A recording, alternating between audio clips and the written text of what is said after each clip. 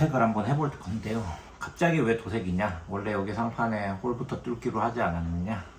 생각하실 것 같습니다. 여기 실제로 보면은 제가 튜너매틱을 뚫으려고 이제 자리까지 재단을 해서 마킹을 했는데, 결론부터 말씀드리면 포기했습니다. 튜너매틱은 이제 마지막으로 드릴질을 하기 전에 최종적으로 전체적인 정보를 다 검색을 해봤거든요. 다시 한번 체크를 해봤거든요.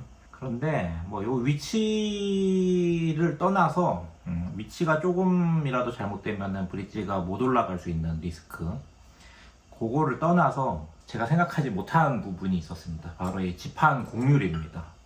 얘 같은 경우에는 얘가 곡률이 좀 있어요. 보면은 이 지판의 곡률에 대해서 아시죠? 이 지판이 사실 이렇게 약간 둥근 게 있고 평평한 게 있거든요. 근데 얘 같은 경우에는 지판의 곡률이 조금 있습니다.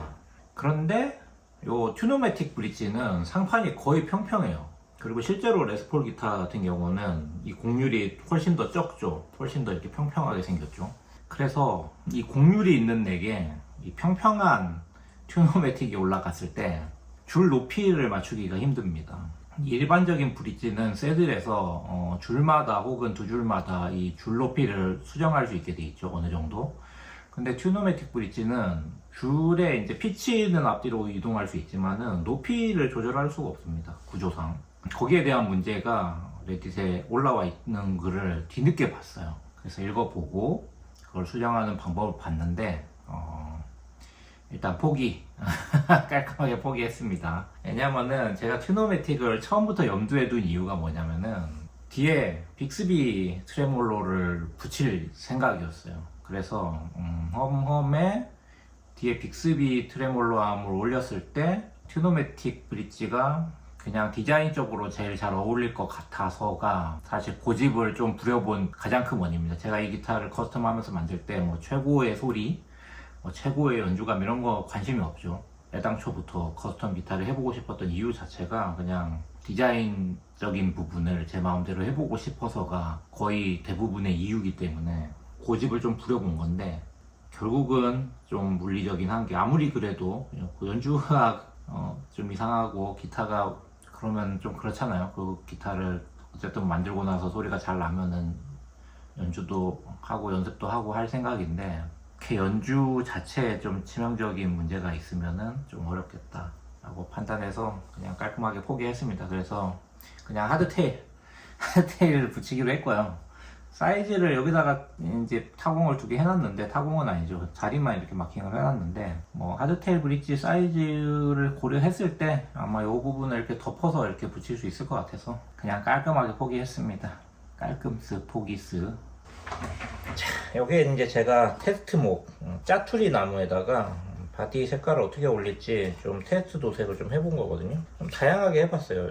이게 그냥 한 번씩 그냥 색깔만 다르게 칠해본 게 아니라 칠하는 방법도 다양하게 좀 다르게 좀 칠을 해봤거든요. 이렇게 여러 가지를 해봤을 때 제가 제일 마음에 드는 패턴은 아마 이 패턴 정도 되는 것 같아요. 여기 밝은 부분은 여기 있는 이 정도 되고, 어두운 패턴은 여기 이 정도 되는 거죠. 이렇게 보시면은 이게 또 카메라로 찍혔을 때 또 느낌이 다르죠.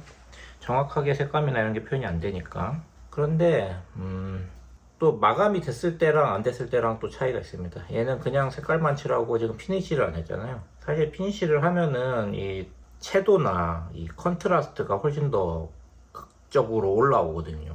제가 뭐 생각한 색깔은 뭐 이 정도인 것 같아요. 진한 부분은 뭐 한 이 정도 패턴이 나오면 좋겠고요. 밝은 부분은 여기나 여기 정도 색이 나오면 좋을 것 같아요.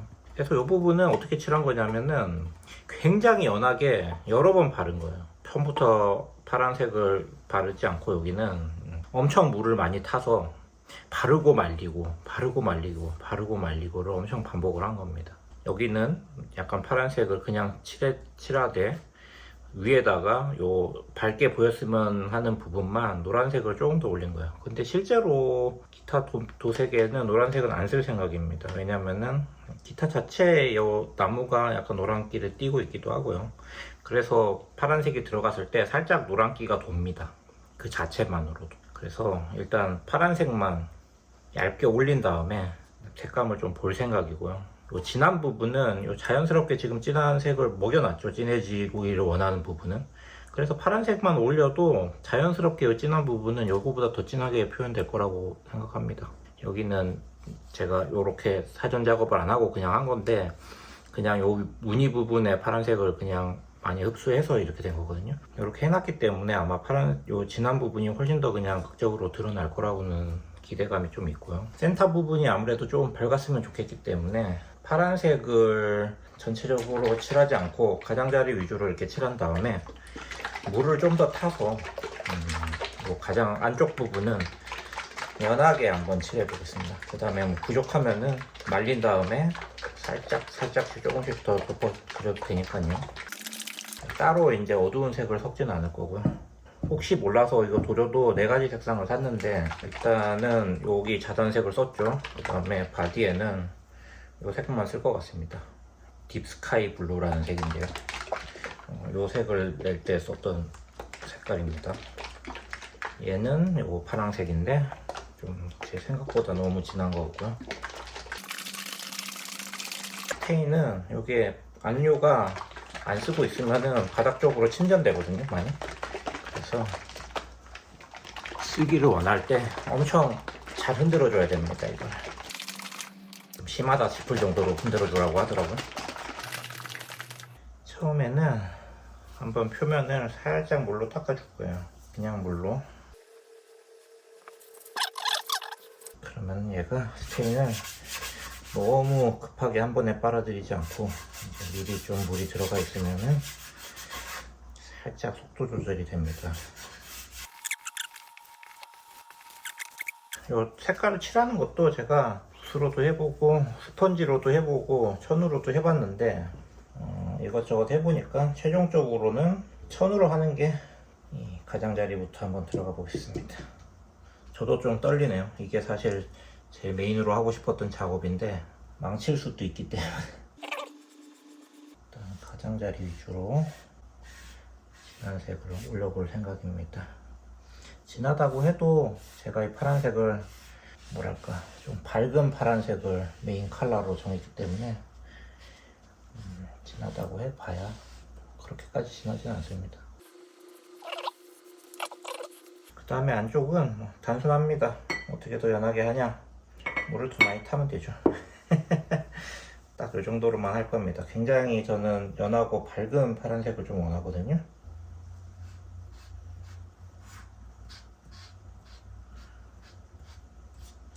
좀 발라보면은 물을 많이 탔는데도 그렇게 밝아지는 느낌이 없죠. 아직 얘가 젖어 있어서 그렇기도 하고요. 가장자리랑 이렇게 돌리면서 조금 섞어줍니다. 그라데이션이 자연스럽게 좀 나와주기를 기대하면서요. 지금 또 색깔이 제가 생각한 것보다 너무 진하기 때문에 훨씬 더 연하게 물을 한번 더 타보겠습니다. 사실 너무 많이 칠하면 벗겨내기가 힘든데 너무 연하게 칠해진 거는 한 번 더 칠하면 되니까. 그 다음에 뭐죠? 첫날 한 것처럼 닦아낼 겁니다. 케이블 천을 바로 그냥 잘라서 마르기 전에 닦아내는 게 또 주요한 포인트입니다.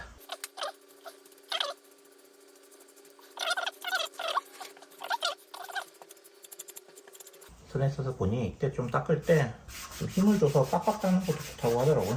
이게 어차피 나무잖아요. 그래서 이게 힘을 줘서 닦으면은 힘을 준 부분에는 이게 억지로 강제로 이 물감이 좀 더 세게 스며 들어간답니다. 그래서 이게 좀 진했으면 좋겠는 부분에는 살짝 힘을 줘서 닦아주고,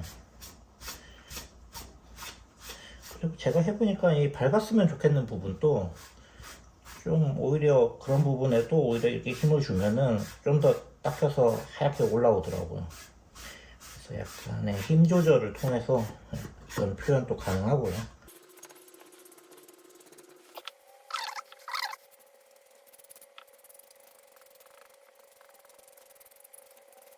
마르기 전에 얼른 한 번 더 닦아내겠습니다.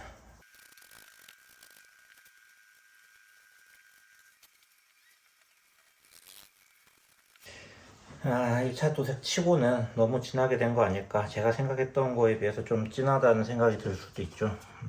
그런데 일단 건조를 시켜 보겠습니다. 이게 또 건조하면은 다시 또 색깔이 변하거든요. 이게 젖어 있을 때 훨씬 진하게 보이고 마르면은 다시 또 색깔이 변합니다. 그리고 최종적으로 피니쉬를 올리면은 색깔이 한 번 더 변해요. 안달복달하지 않고, 이 사포질과 도색은 인내심과의 싸움이죠. 시간과의 싸움입니다. 한 번에 하겠다고 달려들지 않고 충분히 건조시켜서 결과를 확인하고 결과를 바탕으로 한 번 더 수정하고 한 번 더 수정하고, 시간을 좀 많이 들여야 돼요. 얘는 그냥 했다고 한 번에 어떻게 되는 게 아니고, 일단 최소 24시간을 건조해서 기다려서 그 다음에 결과를 봐야 됩니다.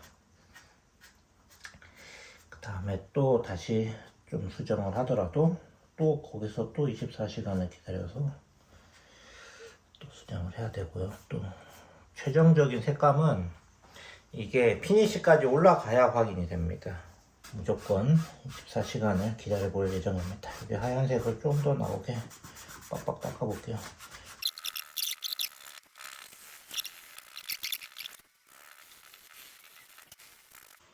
얘가 지금 도색을 하자마자 상태입니다. 이게 또 마르고 나면은 색깔이 또 다르게 보이거든요. 지금 이게 메이플이라서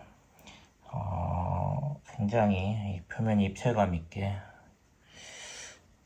잘 된 것 같습니다. 실제로 피니쉬를 올리면은 이게 훨씬 더 이 대비가 더 강렬해지거든요. 어두운 부분은 더 어둡게 되고 밝은 부분은 좀 더 밝아집니다. 그래서 요 도색한 상태보다 훨씬 반짝반짝하고 약간 입체감 있는 상태가 될 거라고 저는 기대를 하고 있습니다.